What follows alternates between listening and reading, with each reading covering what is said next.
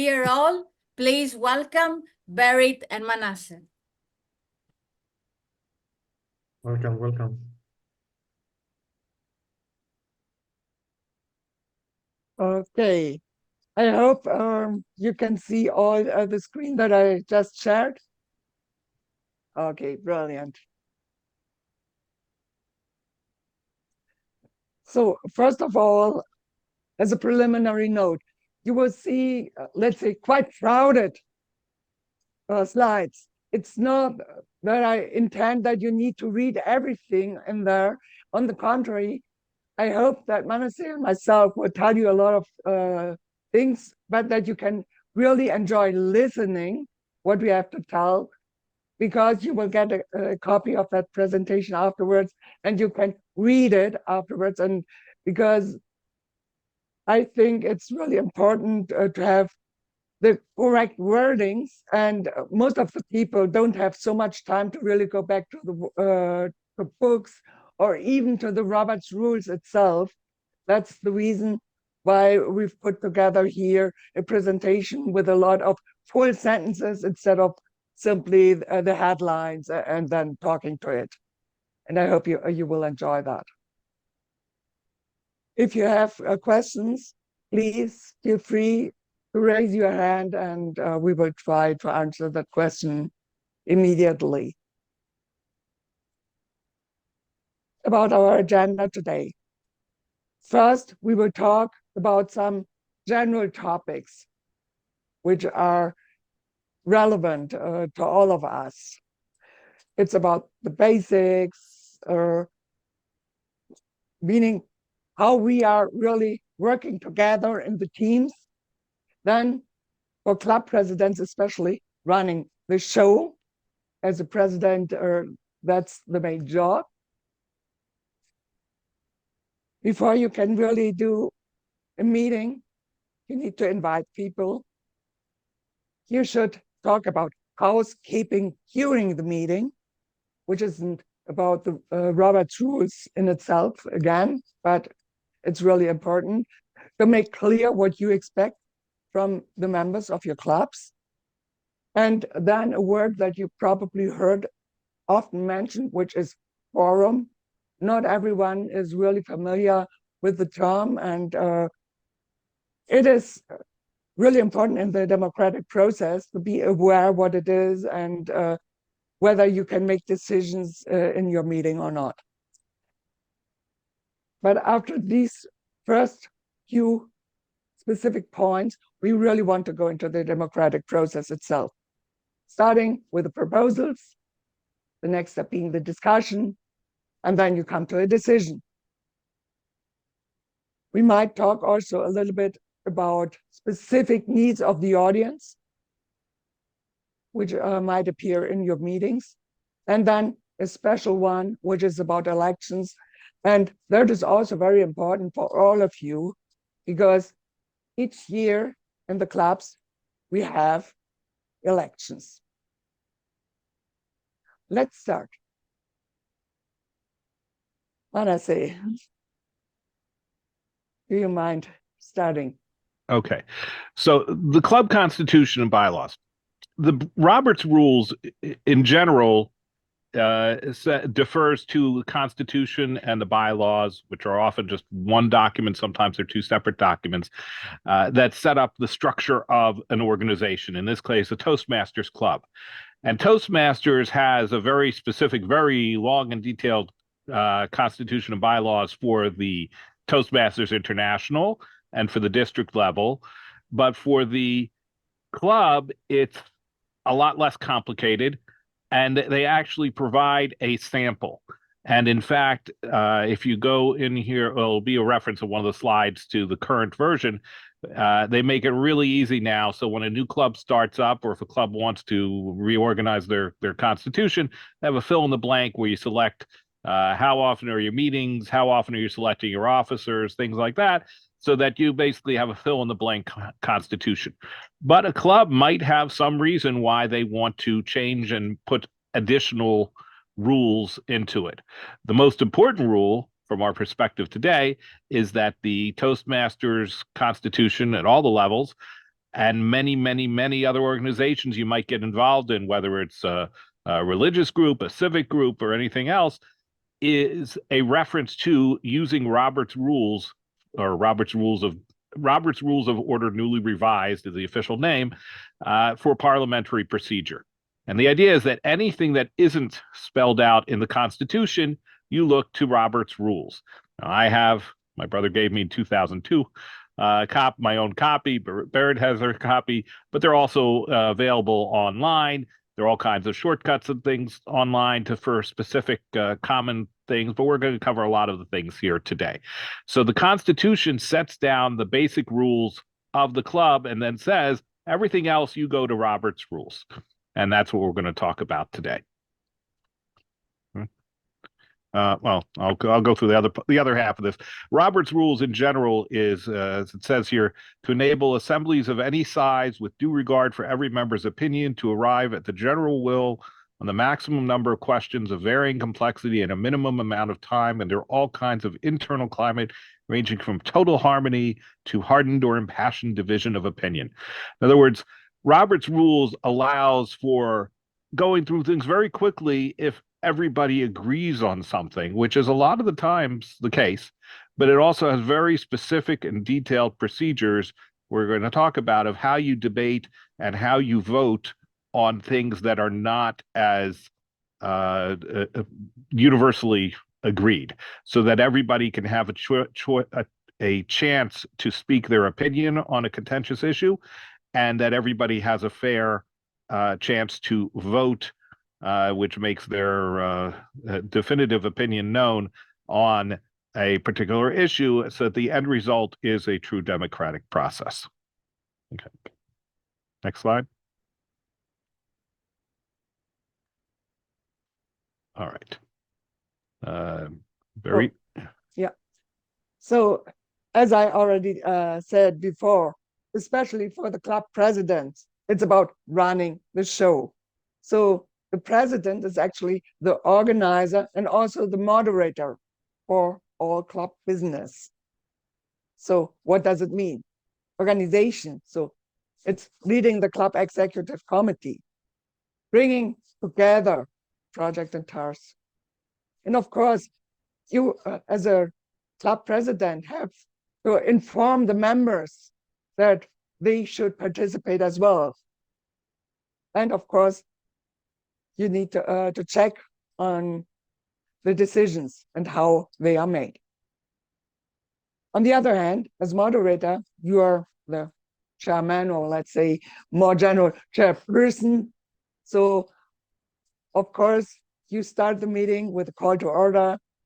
You present the agenda, which is prepared by you and your team beforehand.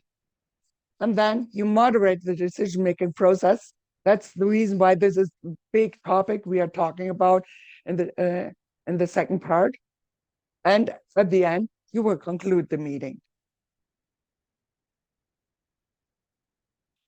So before you can do a meeting, you have to invite the members of the club.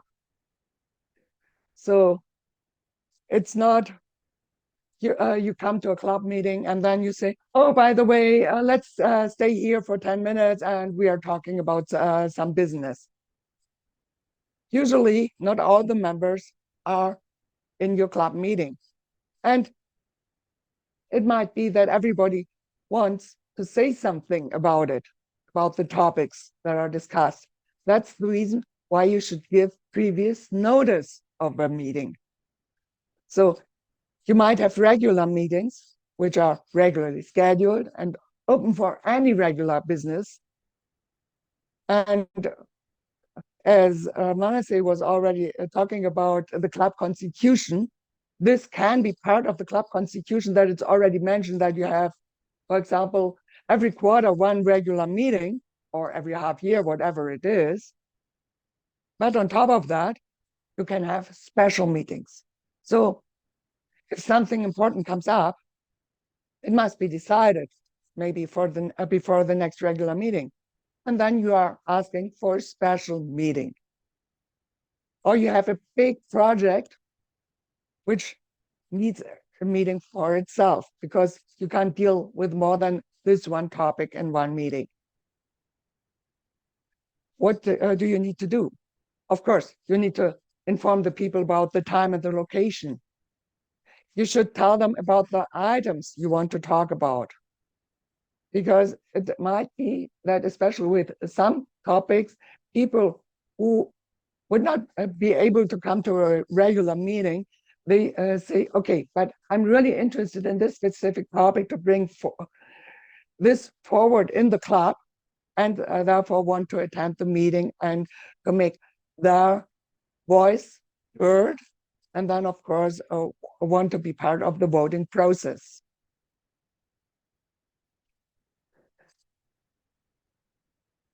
Part of, let's say, the start of a meeting is the housekeeping section. So you already invited the people, the people have started with the call to order, and now you tell them, look, so this is the way how we want to work together, communicate together. So please arrive on time. Keep crosstalk between each other to a minimum, so that really everybody has a chance to hear what is said, and that everybody is listening carefully and every voice is heard, which is also about the next point. Don't talk or whisper while others are talking. This is also about respect, no doubt. Another very important point is don't engage in personal attacks. So one of the points you might want to say is, please always come to the moderator. Mr. Chair, can you please ask the secretary to reread the last sentence from the minutes, but not going directly to the secretary. Lillian, read it immediately, the last sentence back to us. This is not necessarily a direct personal attack, but it's a nicer way to deal with each other, to really go through the official way to ask the chairperson.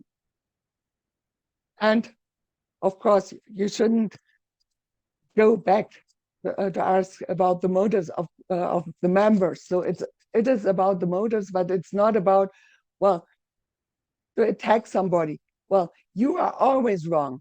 Bob, you are lying, something like that. All this is part of this personal attacks, and about this point, don't venture into questions of the motives of members.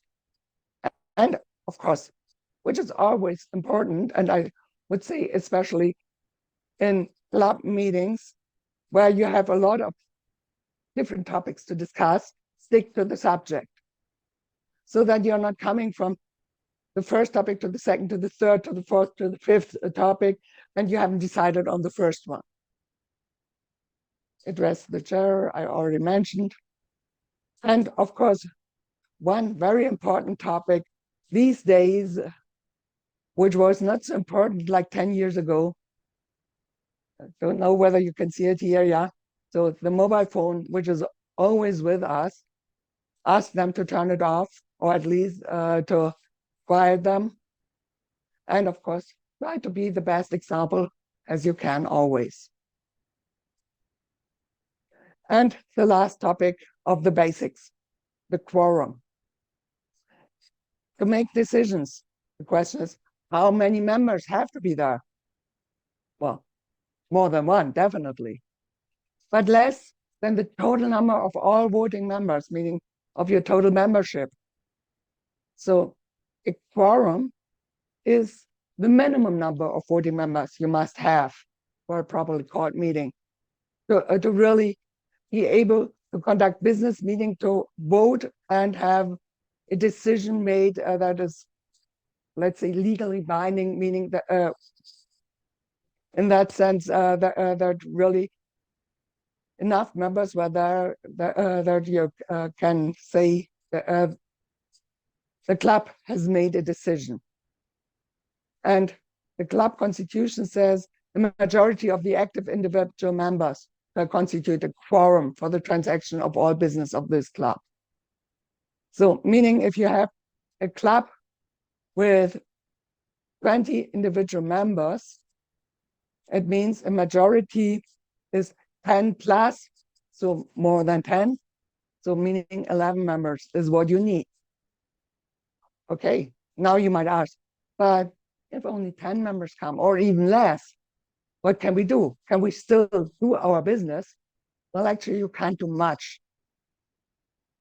You can say, well, we held a meeting, but you can't approve anything because you need, following the club constitution, a majority of the active individual members. And even if you have an emergency, let's say you're in a house, it's cold and you can't get the heating system up and you need a repair to hold your club meetings. You can't even decide to ask somebody to come for repair. Well, as an individual, you can do, but the club members can then later say, well, but we don't want to pay that because we never approved it. And then you, as an individual who has asked for that repair with the outsider, you yourself have to pay. And that is so important, why you always need a quorum to make sure that you can decide something. Actually, let me point out, if you don't mind, I'm going to point out one thing which is very, very common confusion, and I double checked it in the club constitution, which is the executive committee is the officers of the club, get elected each year and so on. And they can have meetings of their own to discuss things. However, under normal circumstances, even though the executive committee does, in a sense, speak for the entire club, in reality, as it says here, all actions of the club executive committee shall be submitted to the club at the next business meeting for ratification. Any decision of the club executive committee which this club fails to ratify shall be null and void. So really for anything serious, like the example, you need to repair the heating system, it's going to cost a bunch of money. Well, that decision, even though the executive committee may discuss it first, and they may be unanimous, the 7 officers, but there are 20 members of the club, it really needs to go to a actual club meeting, either a regular meeting or a special meeting for that specific purpose, to have the club a quorum, so at least let's say 11 people, and or whatever the majority is. And then a majority vote of the people who are actually there to approve spending the money. There are different ways of structuring it, but that's the normal way to do it. So the club executive committee can't by itself really do a lot. It really needs to go to the full club with a quorum based on the total membership, not just the officers. Thank you, Manasseh. That was a really great addition. I nearly forgot about mentioning that, but it's really important. You're absolutely right. Now, let's focus on our main topic of today, which is the, let's say, democratic process. What I was saying, proposal, then the discussion and the decision. Starting with the proposal. So the real reason for a business meeting, so not talking about our regular club meetings with our speeches and evaluations, but about this special meetings where it's about the business of the club. It is about bringing interest members together so that they can talk about ideas for action and then to make decisions and take them in the name of the group. And the club constitution and the bylaws are the Roberts rules, which are also mentioned as part of Toastmasters as being part of the base, how to make decisions. It's mainly about keeping things on track so that you really make the decisions and that you are also supported in following a way how to make that happen. And actually, a proposal in the language of the parliamentarians, it's called a motion. So a motion is a proposal, in other words. And everything that you can do as a club, it always starts with a motion, meaning with a proposal that you want to do something, and then the next steps follow automatically. So the main motion introduces to the group a new subject. And just a word of caution here to you. So brainstorming is really, really great and is important so that you get to a valid proposal and that you know what you want to do. But you should do it outside of your business meeting, outside of your club meeting, because the rule is requiring that you have a motion on the floor before you can start discussing. So in other words, the idea must be already, let's say, quite clear and, let's say, thought through in words at least, so that you can hand it over to the group for discussion and consideration. It doesn't mean that the proposal will necessarily taken as it is, but if you are not clear with the words, then nobody can really discuss because it's unclear what you are discussing. So, and these main motions, they are used actually for different purposes. So it can be simply an action that you want to do. Here you see the example. I move that we donate $1,000 to the county library, purchase books. It can be about an opinion. Like he said, well, I move that we commend the president for a job well done. So that you say, in other words, with that motion, you say, well, I think the president did a good job. And to be able that it's really recognized, you are making that motion, you are making that proposal that the members of the club actually tell the president, well, you did a brilliant job. Of course, it can be about the authorization of a purchase, like you probably all have seen in the club meetings. You can be about a policy or rule. Outside of Toastmasters, let's say, in your governing bodies, you all also have, let's say, motions, meaning proposals each day about policies or rules. And of course, inside the clubs, it's the same. And of course, you can adopt a recommendation made in a report. But let's say somebody has put together a report about a topic with some proposals in it. And then you can say, okay, point 3 in this report talks about blah, blah, blah, blah. And let's actually make that proposal happen. And then you say, I move that we adopt that third proposal from the report. And of course, as having said before, it is so important that we have a clear words about the motions. It is good to write them beforehand, if possible, so that everybody can not only hear, but also read at the same time, potentially, what's it about. But of course, you can also have so-called motions on the fly, meaning they only come up during the meeting, during the discussions.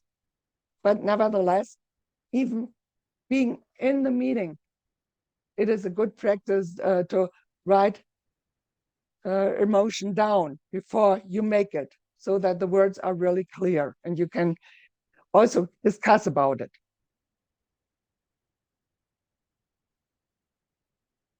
So what's the process for a motion? Meaning for a process for a proposal. So a participant stands up and addresses the chair.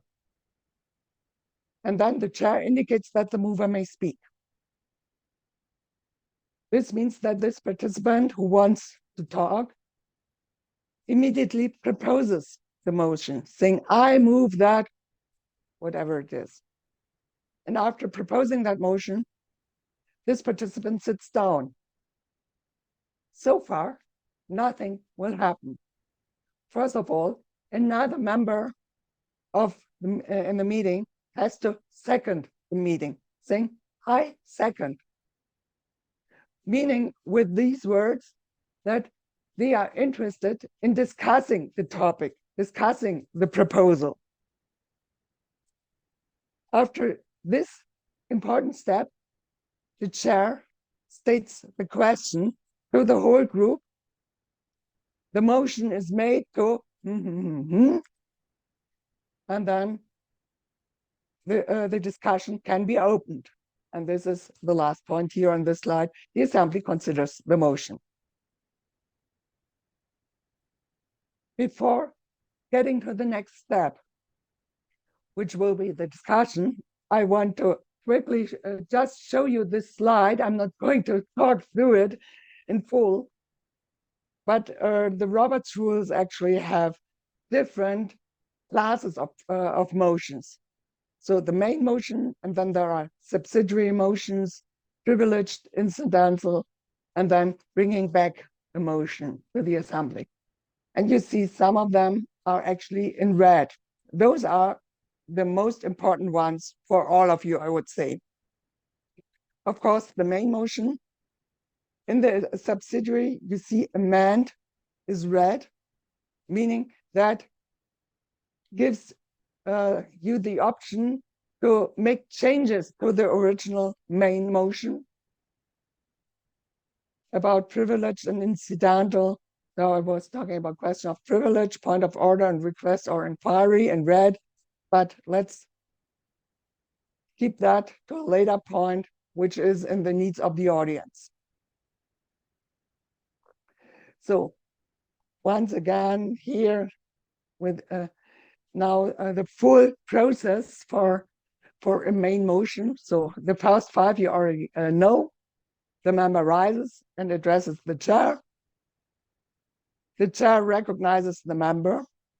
The member breaks the motion, sits down, and then another member seconds the motion so that the chair states the motion towards the group. And now the members can debate the motion. After the debate, the chair puts the question, meaning is starting the voting process, and then the members will vote. And finally, the chair announces the result. So now coming after the proposal, coming to the discussion. So debate is actually the Robert Rules word for the time to spend discussing about amending or otherwise dealing with a motion to arrive at the final decision. And once a motion has been made and seconded, the floor is open for debate so that everybody who is in the meeting really gets the chance to have more knowledge about the topic before being able to vote. And this is actually one of the main points in the Roberts Rules, that it's important that everybody is heard, and then you decide afterwards. Or in other words, the minority is heard, but the majority rules. But the majority can only rule after having heard also the arguments from the minority. And whoever knows, that's also point of the discussion, that everybody has a chance to give his or her opinion, and maybe the, let's say, minority at the start of the proposal is the majority at the end, because they were discussing quite well for their view. So what does it mean is also that in the discussion, it's not that you are fully free to talk whatever you want, but of course you have to talk about the topic. Yeah. And it's also about how often you're allowed to talk, or how long you're allowed to talk. And there are rules within the Roberts rules, but of course you can also change those rules. And actually in Toastmasters, we often do it differently, or so to limit it, because if everybody is allowed to speak, and even speak twice on each of the motions, and speak about 10 minutes each time, think about you have only 11 members in your meeting, but everybody wants to talk on a motion twice, each time 10 minutes, 20 minutes times 11 is already quite a long time for a meeting, and then it's only one motion. And if you have more than one motion, and everybody wants to talk that long for all of the topics you want to discuss, then it might go on for days. And especially as chair, it is the job to ensure that everybody has a fair chance to talk. So sometimes you have people who are, let's say, always the first to raise their hands, to want to talk. But maybe another person has a very similar opinion, but it's only takes a little bit longer to raise the hand.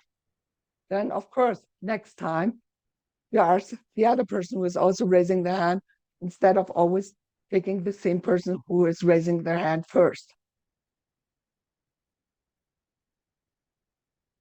So, and you see here on this slide some rules for the discussion. So, can be speech limits. So, and what's also important, time can't be transferred between members. So, meaning if somebody doesn't want to talk about a motion, then it's not, well, and member A can talk now 3 times 10 minutes, for example. No, time can't be transferred.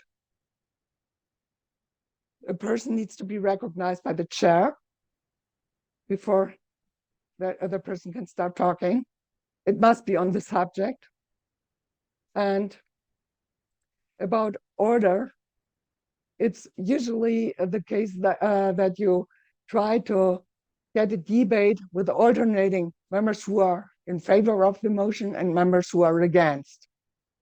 So that, that really you have kind of a fair representation, and the members really can get the best out of the whole discussion process for the decision process for them. The personal attacks could be avoided, as I was already mentioning in the housekeeping section. That's why they should speak to the chair. And then, of course, at the bottom, I've made some proposals for special rules so that the meeting hopefully won't last for weeks. Manasseh, do you want to talk as through the decision? There we go. Okay. So voting is the heart of the process, because you can talk and talk and talk all day long, but until you vote, you haven't done anything. And after you vote, so really part of the voting process, you have to count up, you have to determine the result so that you know what is actually being done. It's not just a right of membership to vote, but it's your duty to vote. So if you attend the meeting and you don't vote, then somebody, it's more when you have constituents, like in a bigger political thing, but even at the club level, you don't want to be a situation where it's important to attend the meeting so that you can vote, and it's important that you do vote, because otherwise you might regret it yourself that you didn't make your decision part of the process. And also others could come to you and say, why did we spend all this money And you don't want to go back to them later and say, well, I abstained from that because I didn't really care. No, you should, if you're there, you should vote. But there's sometimes reasons, and we'll talk about it, why you might abstain. You can, well, there we go. You can be neutral, so abstentions do not count. So I think less when it comes to spending money, but there can be other things, not as much in a club meeting, sometimes in larger groups, but there could be times maybe you're making the decision, you have a club room and you want to decide that you're going to decorate it, make it nice for to have nicer meetings, attract more guests and so on. And the club is going to vote, should we pick a red color or a blue color, and you don't really care, so you could abstain. And the other thing is that voting is only by members who are present and in a meeting with a quorum, which we talked about quorums earlier. It is important that members be present, whatever the group is, for meetings, because Robert's rules fundamentally says being there is the best. Now, it's been expanded, obviously, the last few years. There's been provisions made and then adopted by Toastmasters and many, many other organizations to say video is good, maybe even phone chats are good, but sometimes other electronic means. But the idea is that you should actually be there to say, we're going, with the exception possibly of an election, the idea of saying, well, we're going to agree on this, kind of agree on this on a meeting, but you don't have to be here to discuss it, to debate it, to vote. You could just mail in your vote later, or tell us your vote in advance, and we'll add it to the total. Robert's rules does not allow that unless your constitution is specifically changed to allow it, and that's generally not a good idea. You want people there, they can hear the discussion and then make their decision. Next slide. Next slide. There we go. Okay. There are a bunch of different voting methods for motions. Now, elections are a little bit different. We'll talk about that later. On a motion, and this is a main motion, this is an amendment to a motion, and there could be certain other things. There's certain types of motions that don't require debate and voting, but for the key things, the main motion and amendments to a motion, there are very specific voting methods. So the first thing is the easiest by far, unanimous consent, or sometimes it's called general consent. And this is usually used for the easy things, for things like approving the minutes. It might be for setting the date of the next meeting, might be for a lot of very simple things, or just anything. It could be even spending money if it's not controversial. We want to get a new banner for the club, motion to order a banner for $50 or whatever it is. Second, and the chair looks around and says, any debate? No, everybody's good. Fine. We approve it by unanimous consent. Now, unanimous consent doesn't necessarily mean literally unanimous, but it means so overwhelming that you don't even need to, that you don't need to raise hands and count people and so on. Now, if somebody objects, or if the thing is even a little bit controversial, then you want to have a voice vote. A voice vote is the yays and nays, or ayes and noes, or different words, but basically it's all the people who are in favor and all the people who are opposed. And again, a lot of times that's enough. Something is moderately controversial, but not terribly controversial. Then after a little bit of debate, maybe a couple people speak for it, a couple people speak against it. Anybody else want to speak? No, we've said what we have to say. It's not a big deal. The chair can simply call for a voice vote, or if he calls for unanimous consent and somebody objects, then he can call for a voice vote. And then basically it's a show of hands. And if the chair then actually makes that decision, looking at the room or looking at all our little video squares, and if it's very clear that the majority is in favor or the majority is against, but it's a clear decision, then he can go ahead and declare whether the motion passes, meaning a majority said yes, or the motion fails, meaning the majority said no. It's very efficient. The whole thing only, whether it's on person or online, only takes a few seconds because you're not sitting there actually counting votes. Now, a rising vote can be required it says here, by 2/3.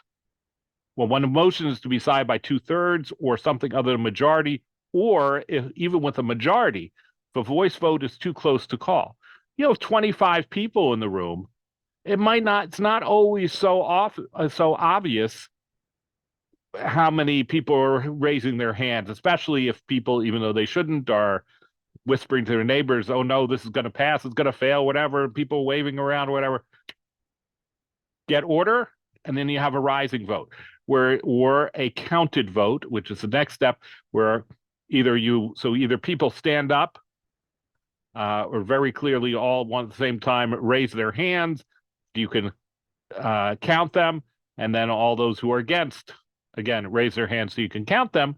And then the secretary, or more formally a teller, which we'll see with ballots, can go ahead and count and say 1, 2, 3, 4, 5, 6, 7. Okay, we have 12 people in favor. How many against? 1, 2, 3, 4, 5, 6, 7, 8. The ayes have it, and we're done. And in that situation, you now have a count, and so the minutes will reflect not that simply the motion was passed by unanimous consent, or the chair declared that it was passed by a voice vote, meaning there was a clear majority and we don't know the exact number. With a counted vote, you will actually say 12 in favor, 8 opposed, and you would also count the abstentions. So 12 in favor, 8 opposed, and 3 abstentions. Next slide. Okay. Next slide. Oh, there we go. Okay. So the next is a roll call vote. Now, a roll call vote is something that you'll see in Congress or Parliament or other big political things where every member is recorded exactly how they voted. And that is something that is going to be very rare in a Toastmasters club, if you ever see in a Toastmasters club or similar small groups. But once in a while, in another group I'm in, there was one time I remember having a roll call vote, but it's very rare. And the idea there is that each member not only gets specifically counted, but their name is recorded. And usually you would go through alphabetically, with the exception of the chairperson. It would be the last if needed. And so, Alice, how do you vote? Yes. Bob, how do you vote? No.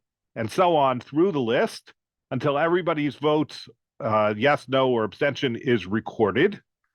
And then you count them. And the difference is that now the entire list is recorded in the minutes. And that can be good and it can be bad. So a roll call vote is normally only done, I believe you need actually a majority vote first of the group to decide to do a roll call vote, unless the Constitution requires something else, because it's putting everybody on record. And that can affect how people vote. If people know that their name will forever in the minutes be associated with approving or not approving a particular action, a motion, they might decide, oh, I may feel this way, but I don't want to be publicly associated with it.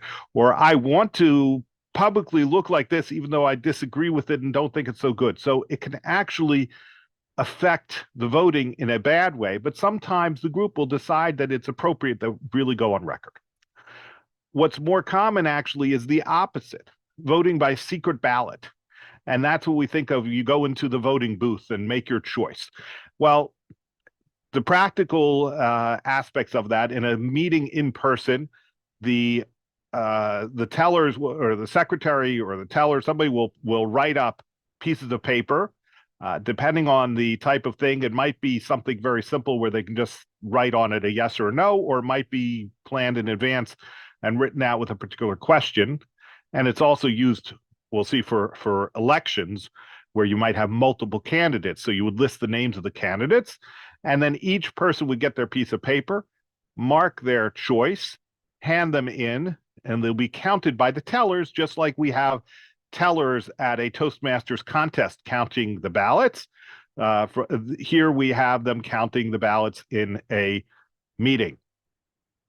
And then they would report that to the secretary or to the chair, who would then announce the winner without any names, but with the specific count. And again, only the specific count would be recorded. Now that brings us on to online meeting voting.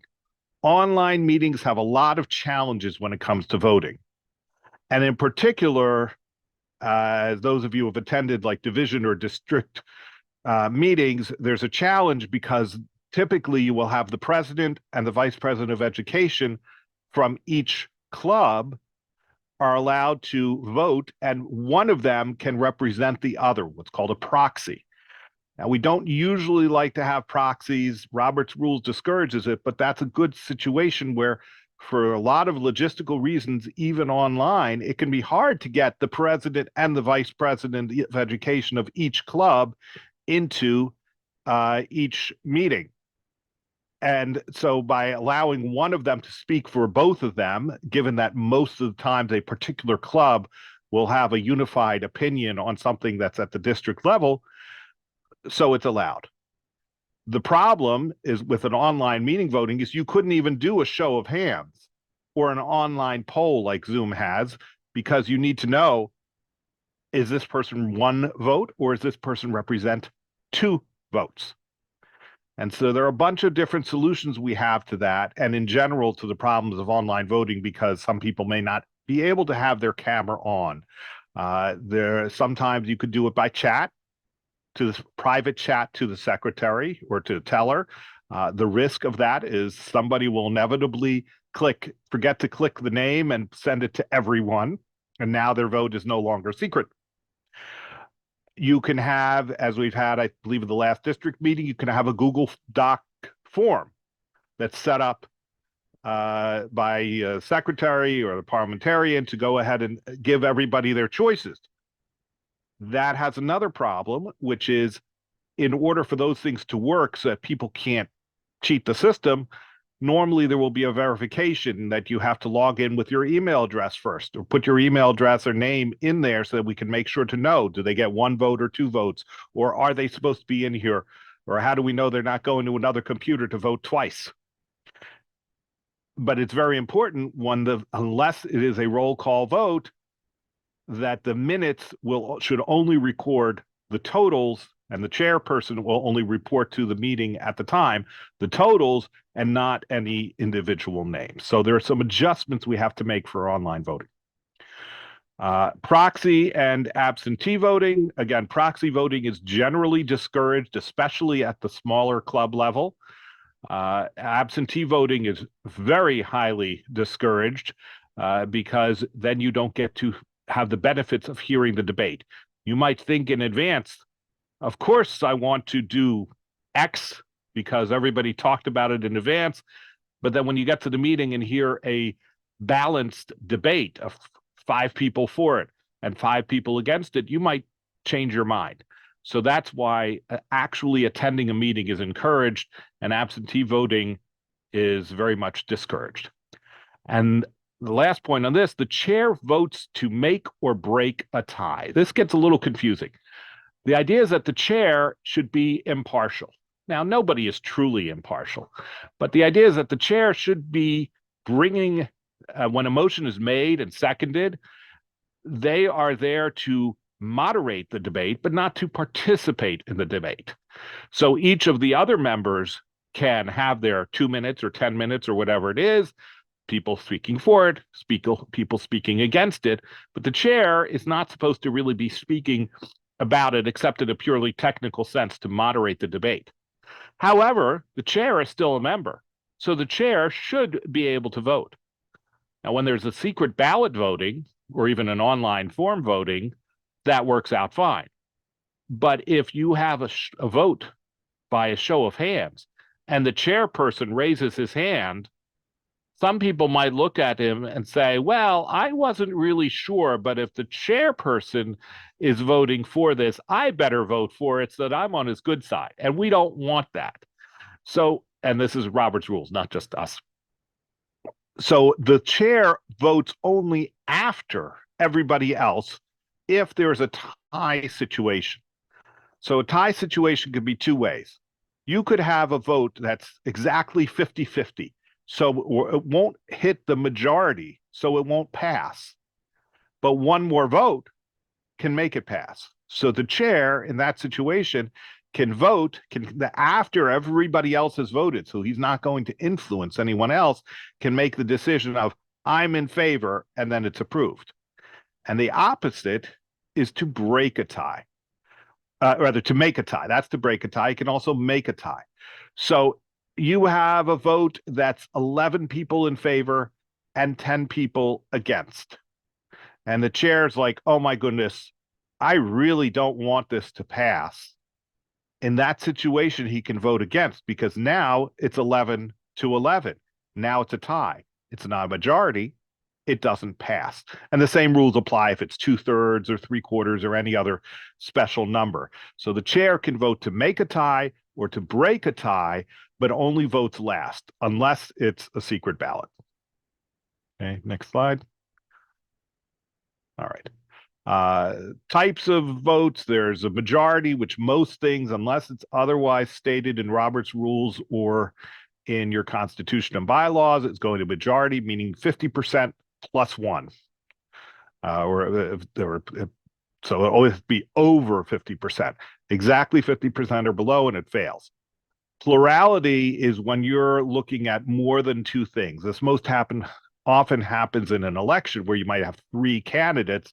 And the idea is that it's not simply the one with the most, but it's the one that has the majority. So if you have three choices and each one gets, let's say there's 40%, 40%, and 20%, then none of the choices wins, and then you have to have a runoff. And the procedures for that, there's in Robert's rules, or you can make up your own rules if they're approved by the group. There are ways to handle that. 2/3, and like I said, sometimes it could be 3/4 or some other number, requires whatever that number is. But again, just like with a majority, it has to be just above it. If you have 6 people and a 2/3 is required and only 4 vote, that's you really need, I believe you need the 5. You need to go just past that number. Of the members present and voting versus of the members present. Normally, we say of the members who are present and voting. So if there are 10 people and 2 of them abstain for whatever reason, then your majority is based on the majority of the 8 who actually vote. The abstentions are not counted. There are certain situations where something is stated as of the members present in order to force the vote. But that's not normally the case unless you have special rules for it. And then the last one, majority of the entire membership. That's usually, but even then, not always needed for things like amendments to the Constitution. When you're fundamentally changing something about the group, that's hard. You want to deliberately have it hard to change. And so you might say the majority of the entire membership. So if you have 25 people in the club, and you have a rule that says, that's written out, that says requires a majority of the membership, then you would need 13 people to vote in favor of it to make that change or pass that motion, where normally, but if there are only 10 people, 15 people, let's say, showed up, make a quorum, then you would only need a majority of those who actually vote. And even if they all vote, that would only be 8 people, would be less than the majority of the entire membership. Again, that's a special type of rule, does not apply in a typical meeting, whether it's a regular meeting or a special meeting for one topic. And then when it's all over, the chair announces the result. So it will either announce unanimous consent or announce that the yeas have it, if it's just a voice vote, or very, very commonly, we'll go ahead and announce the actual count, whether it was done through an online poll or raising and counting the hands or by a secret ballot. And then restates the final motion. Final motion being, if this wasn't just an amendment, then they're announcing the motion, which may have had multiple amendments along the way. So everybody's clear, and that is what is recorded in the minutes. Okay. Back to you, Berit. Okay. Yeah, thank you. So it's a lot of theory. Now let's try to make a kind of real life example. So we start with the main motion. I move that we go on our annual excursion to France on 15th of April next year. Somebody comes and says, wants to have a change. So we get an amendment, meaning it's not a fully new motion, but only that we add some words, delete some words from the main motion, or we exchange some words. So here, the first amendment, I move that we substitute France with Spain and the 15th of April with 15th of May. A second person comes up and says, I move that we substitute the 15th of May with 15th of June. So we have now 3 levels. And the group can only work with one topic at a time. And now we already have 3 different topics on our list. The main motion, which is the black one at the start. Then the first change with some words of the main motion. And then a second change based on the first change, the first amendment made. And now the debate will happen. So of course we have our steps. So all of it, meaning the amendment 2 is also seconded. So the chair states what's the discussion about, and then the debate starts. Only about the amendment 2, meaning only to substitute the 15th of May with the 15th of June. At the end of the debate, the voting happens. And of course, you can have 2 outcomes, a yes of the amendment 2 or a no of the amendment 2. Now, the group can go to the next topic, meaning the amendment 1. Depending on the outcome of the amendment 2, there's an update of the amendment 1. Let's say you have a yes of the amendment 2, meaning the group have voted in favor of, well, we should use the 15th of June instead of the 15th of May. Then the updated amendment 1 is called, I move that we substitute France with Spain and the 15th of April with the 15th of June. So if you now compare the blue in the updated amendment 1 in the yes section with the original blue box, you see the amendment has changed. If the amendment 2 was not adopted, meaning that the majority voted no, then it is still the original amendment 1. Now the group discusses about the amendment as it is now, but only about the amendment. It's still not about the main motion itself. At the end of the debate, the group votes, and then again, of course, you can have a yes or a no result. And you see here, now you get to 4 possible solutions for the updated main motion. So if you have a yes from the amendment 2, and you have a yes in the amendment 1, then let's say updated main motion is called now, I move that we go on our annual excursion to Spain on 15th of June next year. If the amendment 1 is not adopted, and although the amendment 2 was adopted, actually it doesn't change in this case because the amendment 1 was not agreed to by the group. On the other hand, if you see here that you have a yes in the amendment 1, after having had no in the amendment 2, you see that the updated main motion has changed. Here saying, I move that we go on our annual excursion to Spain on 15th of May next year. So, and then if you have 2 no's, then you're back also back to the main motion as it was originally. And now with this updated main motion, you as a group discuss about it, you vote it, and then of course you will have a result on whatever the updated main motion was with a yes or no result. And this is really important that you understand this process, that you're always talking about one topic at a time.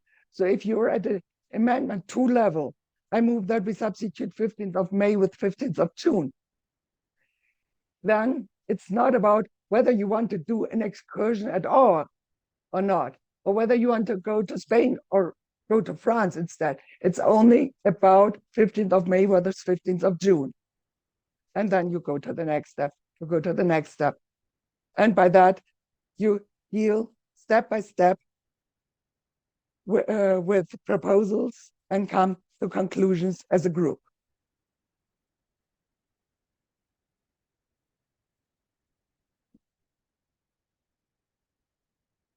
So I want to spend only a very quick moment on a different topic, which I mentioned before. As you remember, I was talking about the different classes of main motion of motions, and this is about the needs of the audience. And I just want to mention those because I think they might be regularly needed also in all of your meetings. So first is request or inquiry. So actually, it's always to a certain level related to the current topic. So what you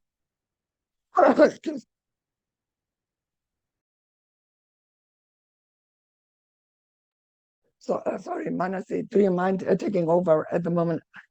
Thank you. All right. So the idea is here is that these are things that the regular motions and amendments are things where we're going through this whole debate process, even on whether it's the main motion amendment, you're going through a debate as needed and clarify things and seconding things and so on. These other types of things don't necessarily need that, and in fact, don't have those same constraints and those same rules. They're to handle very specific problems. So a request or inquiry, example here, well, you could modify or withdraw a motion that could be done by the person who made the motion or seconded it to take it back. That doesn't need debate because now you're just undoing what you yourself did. Motion, let's say here, read papers associated with a motion. It might be distribute a document online that's, oh, let's put the, we had this committee meeting and they are proposing such and such, which we're going to vote on, and we make a motion to accept their report. Well, let's look at their report first. So if it wasn't shared in advance, then you say, okay, let's pass out copies or share that document, things like that. These are more technical issues. They're not things to be debated. Somebody could basically stand up or raise their hand and so on to say, request this information, or request to, just to clarify technical details and so on. So they're not, and then the debate is on hold temporarily while this is being resolved. Similar, though it's a little more sudden type of thing, is a point of order. This is where you stand up, you announce point of order. It might be that somebody is making a proposal, a motion that shouldn't even be considered at all, or maybe not because you don't like it, you might not like it, but because there are technical issues with it that this doesn't belong here. It might be that we have a motion, somebody made a motion and we just jumped in, people started raising their hands to debate it, but there was no second. And so then, like, point of order, there was no second to this motion. That's not something you debate. It's something the chair then says, oh, wait a minute, let's check that out. Did we have a second? No. Is there a second? No. well, then there's no debate because we didn't follow the rules and nobody wants to step in and correct it. And so it puts everything on hold. Now, they're not always problems, but they're more technical details, but sometimes they can be very important to making sure that everybody has their proper chance to debate, that everybody is heard when they should be, but also that we don't have a motion pushed through without all the proper procedures, because that's not fair either. And a question of privilege, example here that you can't hear it. Somebody speaking, but they're muted is the classic example online now. Maybe there's something, gives their example, bomb threat, fire alarm, or safety related issues. It might be that, due to circumstances beyond our control, maybe we should just adjourn and table the motion, meaning set it aside for another time, and adjourn temporarily until until we can resume safely. So there could be, it's not necessarily an issue of a Robert's Rules issue, which is where the Robert's Rules recognizes the question of privilege, but where Robert's Rules is where you come into the point of order. These are other kinds of practical issues that need to be resolved quickly, aren't really open to debate, but somebody has to do something. Like too hot or too cold. Maybe somebody just has to go close the window. It might be something very simple, but they're things that, again, people can raise their hand, speak up with these questions to have them resolved without affecting or being a part of the actual debate that's in process.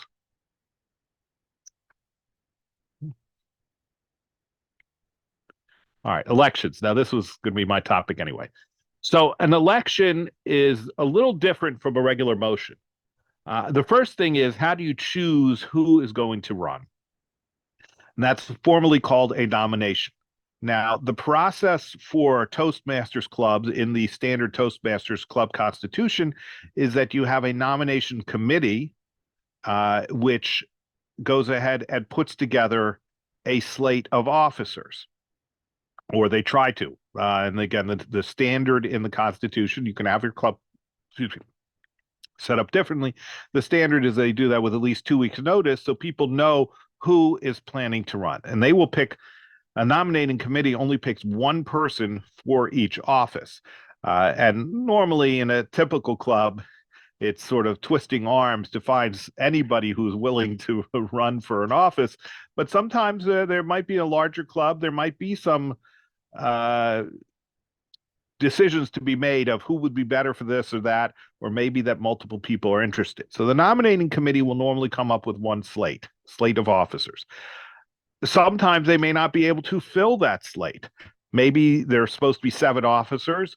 Maybe they only find 5 people who have committed to run, and they put them in as those 5 officers, and there are 2 spots that are open. So the other type is nomination from the floor. And again, nominations, by the way, there could be all kinds of rules. In my synagogue, we have all kinds of rules. There's the nominating committee, and you don't allow nominations from the floor, but people can nominate themselves in advance. There are just all kinds of different rules. Standard Toastmasters Club Constitution allows for the committee and allows for nominations from the floor. So nomination from the floor means that you get to the election meeting and maybe there are 2 spots open that the committee couldn't fill. You could nominate someone, you could nominate yourself, you could nominate somebody else to fill that position.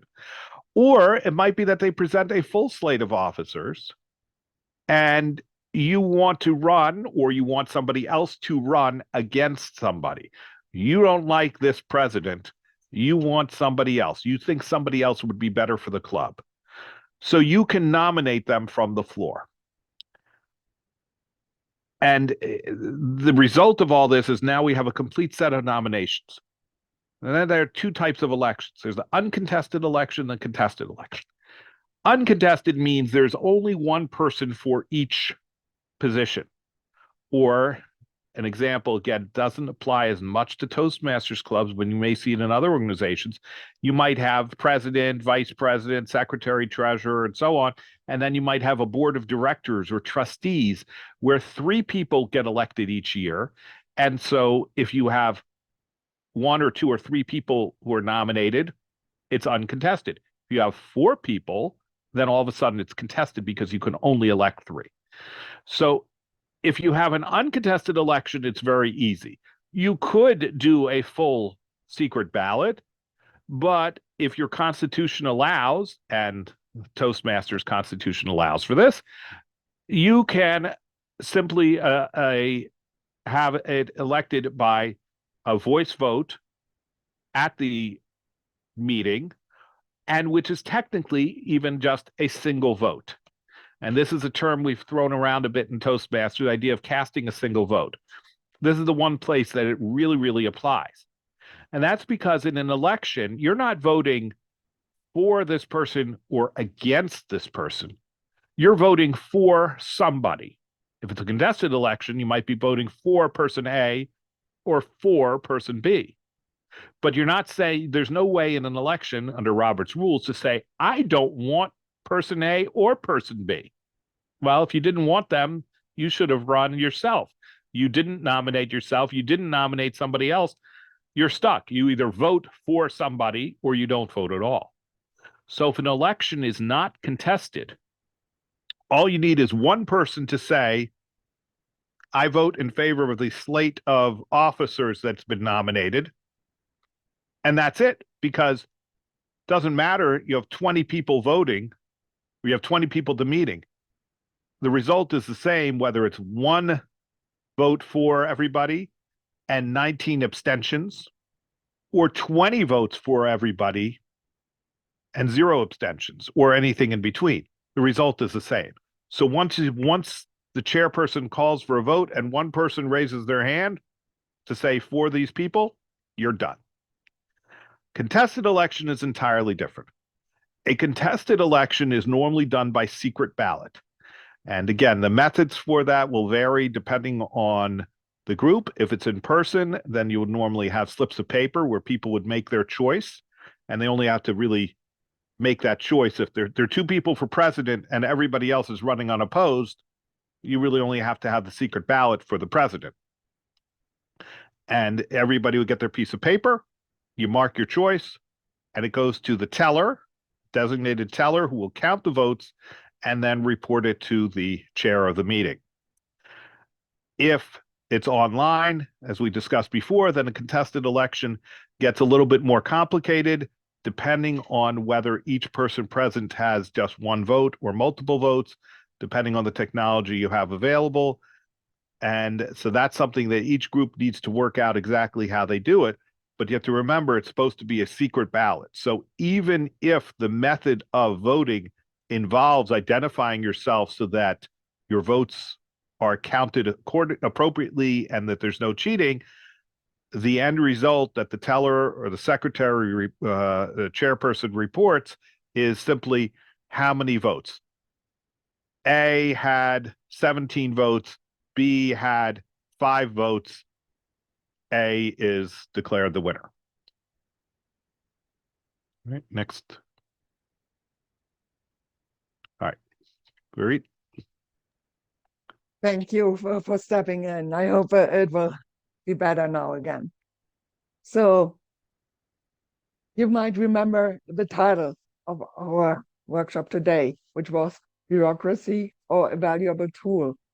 So I hope that having heard all the stuff that Manasseh and I were telling you, that you don't see it as a bureaucracy, but that you really understand that it's actually a valuable tool for you to conduct business meetings and to allow everyone to be heard and also to make decisions without any confusion. As we were saying before, making the minority heard, but ruling with the majority afterwards. So in general, it means it's about justice and courtesy for all. It's about doing one thing at a time. I remind you of the decision tree. The majority rules, but the minority has the right to be heard. And it actually is valid for all kinds of meetings, the club meetings, club officer meetings. As Manasseh was also mentioning already, the higher levels like area council, division council, district level, Toastmasters International, and even the outside world. So from that perspective, we propose brief yourself by reading your club constitution, the club leadership handbook, any other governing document, attending trainings like you do today, and of course also to seek help or advice.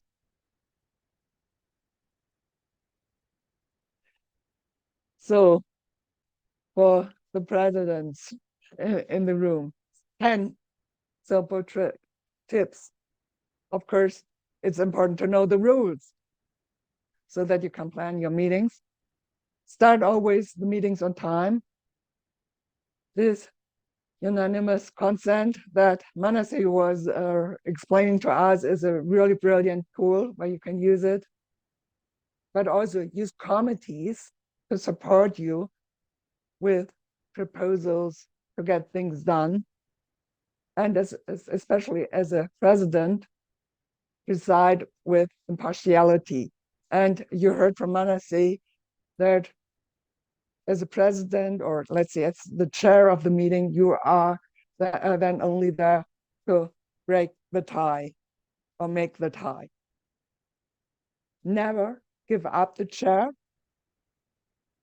And of course, part of the impartiality is also don't share your lectern.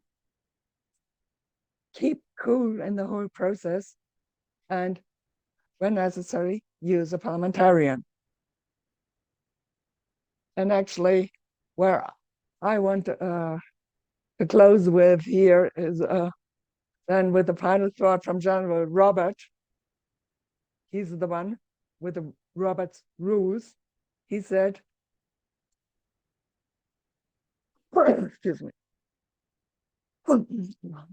My God.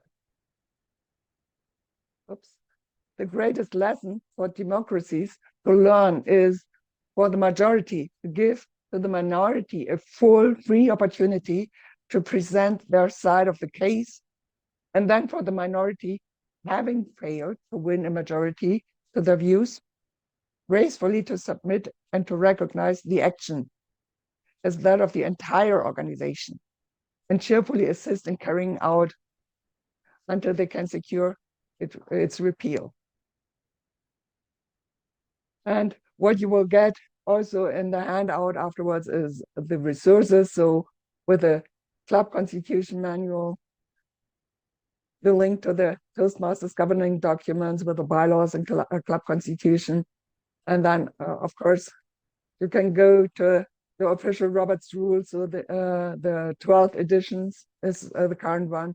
And then there are other books which I actually was using as well as a start. And so maybe you find them interesting as well. But if you think something else is more relevant to you, please feel free. Any question to Manasseh or myself?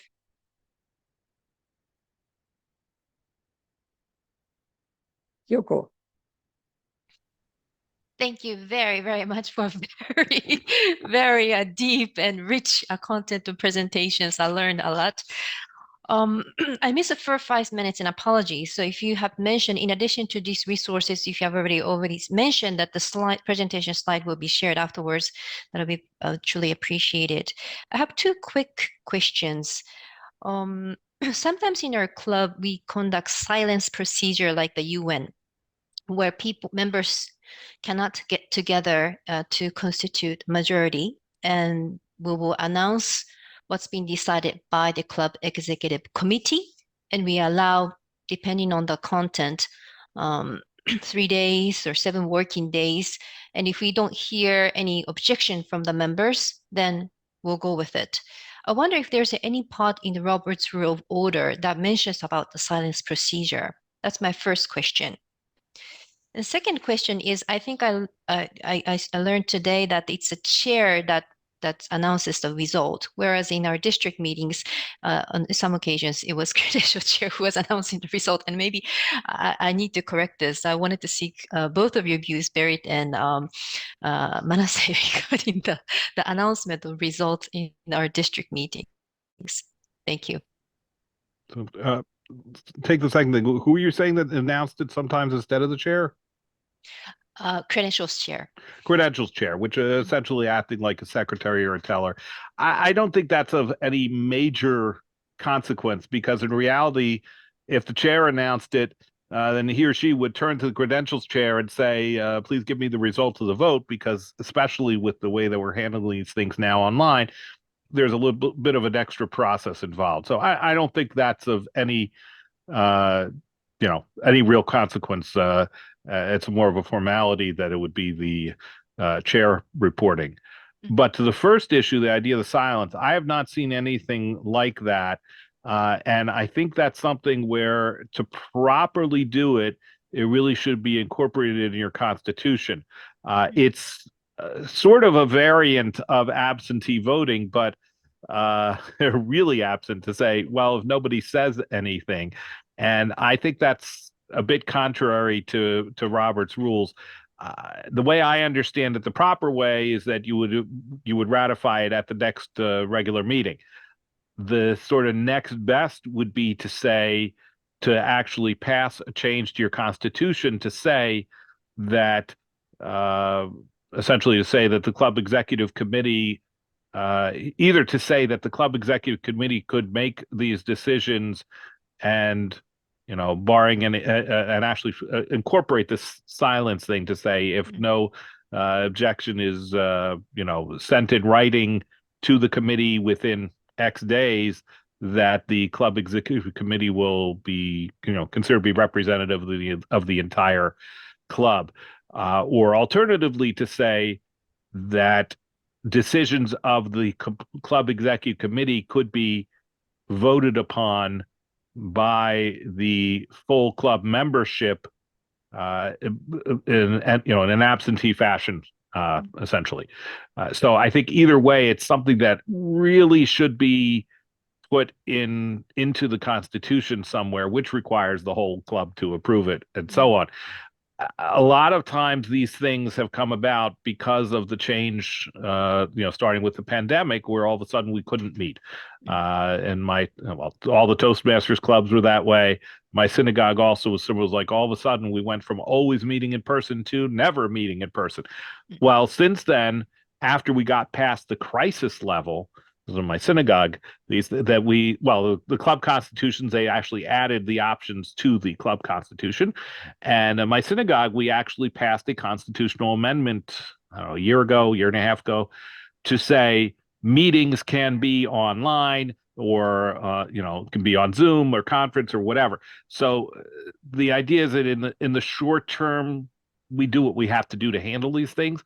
But in the longer term, the proper way to do it is to incorporate these types of things into the Constitution and bylaws.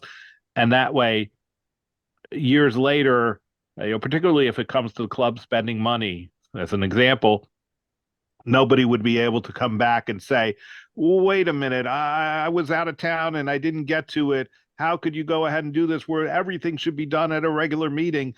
If you can actually point to the Constitution saying if the executive committee emails it out to all the membership and then waits a certain amount of time, that's final, then you're much safer and you don't have to worry about the club members coming back to you and complaining. So that's the best method, Constitution change. Thank you. So if I understood you correctly, Yoko, you were referring to the UN, right? Not to Toastmasters Club, but to the UN. And if you go to the UN governing documents, I'm pretty sure, especially your point with this reading, and if nobody comes back, will be somewhere in those governing documents, so that they are not left to Robert's rules, but having something in their specific constitutional bylaws. Thank you. Any other question?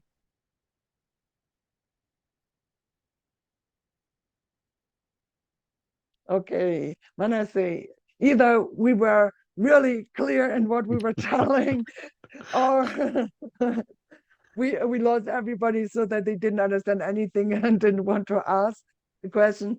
But either way, I'm so grateful that you were doing that together with me. So Yes, of then me course too. I think it also went well. I learned quite a lot, or was reinforced with some of my knowledge quite well. So thanks a lot, Manasseh. Thank you. And So I think we're also right on time. It was supposed to be 90 minutes. There we are. Yes, you were right Thank you on very much. time, very punctual, both of you. So please give a warm applause to Berit and Manasseh. Thank you very much for this in detail training.